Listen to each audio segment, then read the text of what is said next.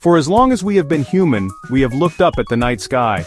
We gazed at that luminous silvery disk hanging in the velvet darkness, and we wondered.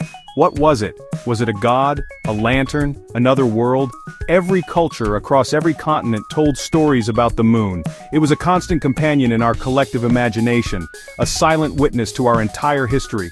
This celestial neighbor pulled on our oceans, creating the tides, and it pulled on our curiosity, sparking dreams of one day reaching out and touching it.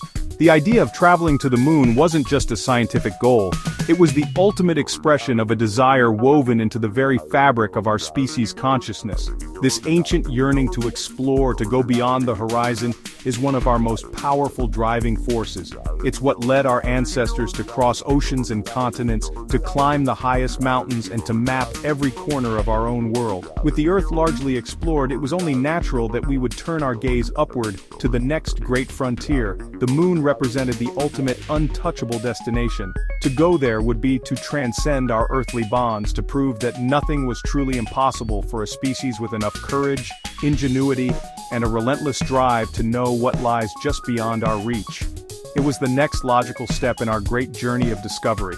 The 20th century brought with it a revolution in technology that began to turn this ancient dream into a tangible possibility. The laws of physics discovered by minds like Isaac Newton gave us the blueprint for escaping Earth's gravity. The stage for our journey to the moon was set by a global rivalry known as the Cold War.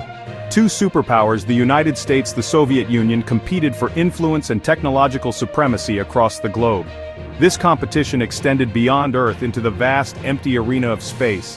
In 1957, the world was stunned when the Soviet Union launched Sputnik 1, the first artificial satellite. That little beeping sphere circling the Earth every 98 minutes was a cosmic wake-up call. It was a clear demonstration that humanity had unlocked the door to space, and the Soviets had been the first to step through it. This single event ignited the space race. The early years of this race were dominated by a series of Soviet firsts. They sent the first animal into orbit, the dog, Laika.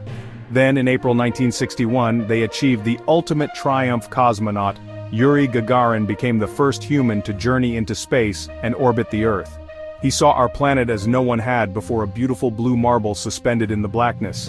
For the United States, these events were a source of national anxiety. President John F. Kennedy stood before the United States Congress in May 1961 and issued a bold proclamation. He proposed that America should commit itself to achieving a monumental goal before the decade was out, landing a man on the moon and returning him safely to the Earth. NASA, the National Aeronautics and Space Administration, created the Apollo program. Its mission was singular and breathtaking in its ambition, to land humans on the moon. This was not a small undertaking. It was arguably the most complex and ambitious engineering project in all of human history. It required inventing entirely new technologies, powerful rockets, miniature computers, and it demanded a level of coordination and precision never before attempted. The program would ultimately involve over 400,000 scientists, engineers, technicians, support staff, all working together toward that one incredible goal. The centerpiece of the Apollo program was the mighty Saturn V rocket.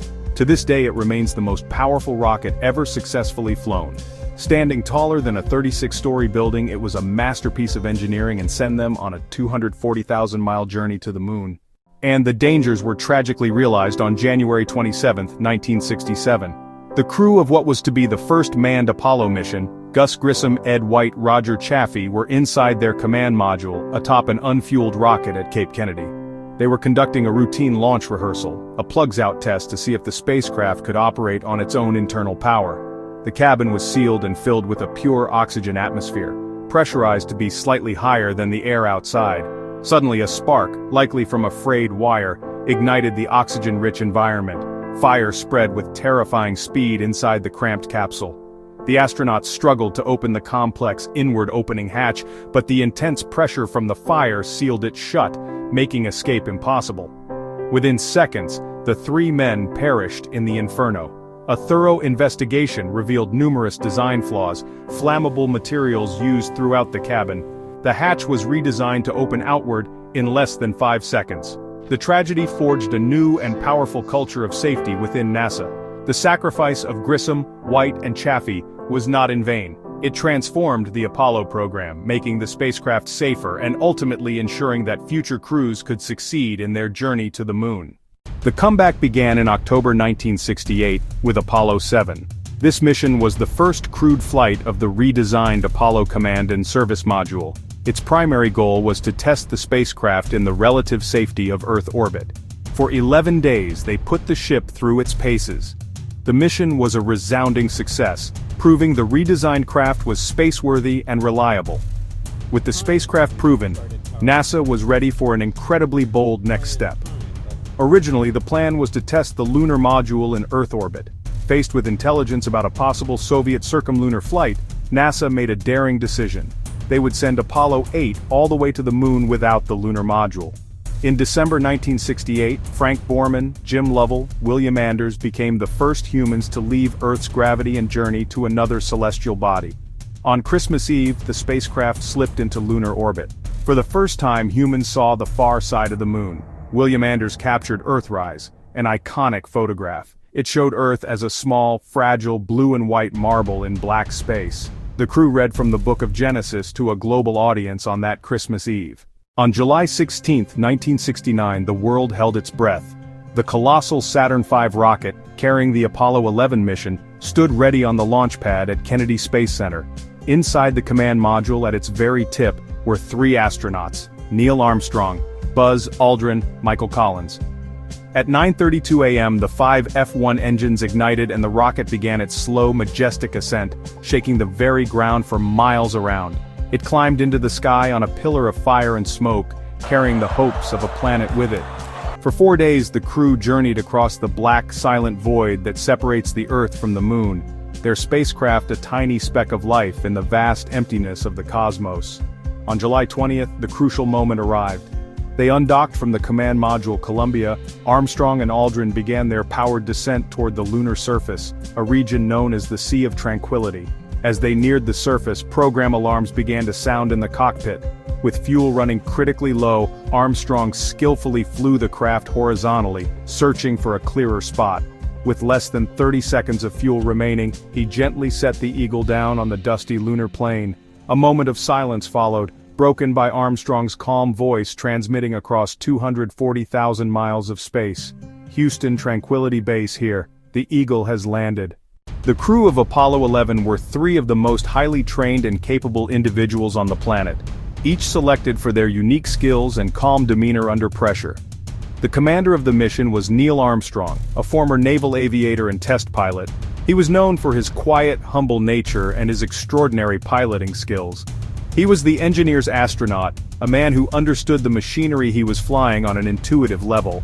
The pilot of the lunar module was Buzz Aldrin, a brilliant engineer with a doctorate in astronautics from MIT. His doctoral thesis on orbital rendezvous was so foundational that its techniques were used throughout the Gemini and Apollo programs. Aldrin was the scientist of the pair on the surface, meticulously carrying out the planned experiments and documenting his every observation.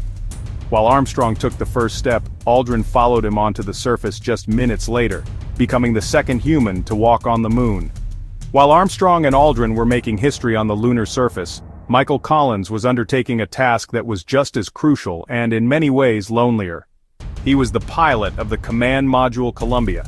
During these periods he was the most isolated human being in the universe. His job was vital. He had to be ready to rendezvous and dock with the Eagle when it returned from the surface.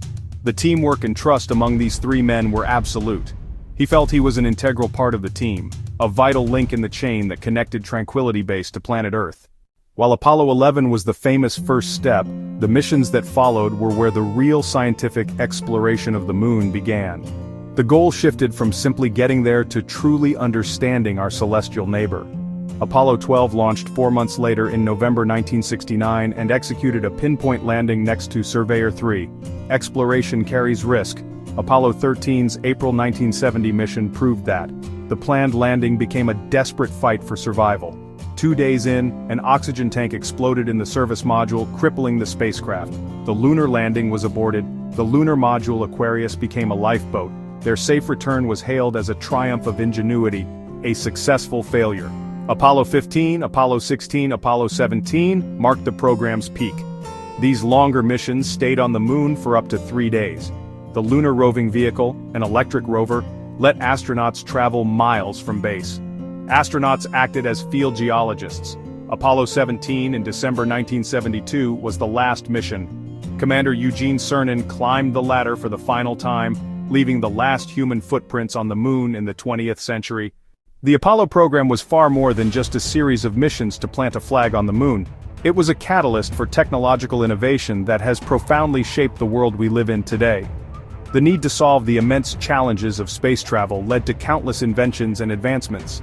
The miniaturization of computers, necessary for the Apollo guidance computer, helped spark the microchip revolution that powers our modern digital world, smartphones, medical devices. We developed new materials, new communication systems, cordless power tools, freeze-dried food. The legacy of Apollo is embedded in the technology we use every single day. Perhaps even more profound than the technological legacy was the change in perspective Apollo gave us. For the first time in our existence, we saw our world from the outside. The photographs of Earth taken by the Apollo astronauts, especially the Earthrise from Apollo 8 and the blue marble from Apollo 17, became powerful symbols. They showed our planet as a beautiful, finite, and fragile oasis of life in the vast, dark expanse of space. This new perspective helped to fuel the modern environmental movement, reminding us that we all share one home and that we have a collective responsibility to protect it. Apollo didn't just teach us about the moon, it taught us about the Earth. The program also stands as an enduring testament to what humanity can achieve when we work together toward a great and inspiring goal. The Apollo program united hundreds of thousands of people in a common cause, pushing the boundaries of what was thought possible. It demonstrated that with a clear vision, dedicated resources, and the courage to take on immense challenges, we can accomplish the extraordinary. In a time of global conflict and division, Apollo was a peaceful endeavor that captured the imagination of the entire world, a bright spot of human achievement that transcended national borders and inspired generations to look up at the stars and dream. Today, as we stand on the cusp of a new era of space exploration, the legacy of Apollo shines brighter than ever. It serves as both an inspiration and a blueprint for future missions to Mars and beyond. It reminds us that exploration is in our DNA. The Apollo program was not an end, but a beginning. It was our first tentative, audacious step off our homeworld and into the grand cosmic ocean. The footprints left in the lunar dust are a permanent reminder that our future is not confined to this one planet but lies out there among the stars.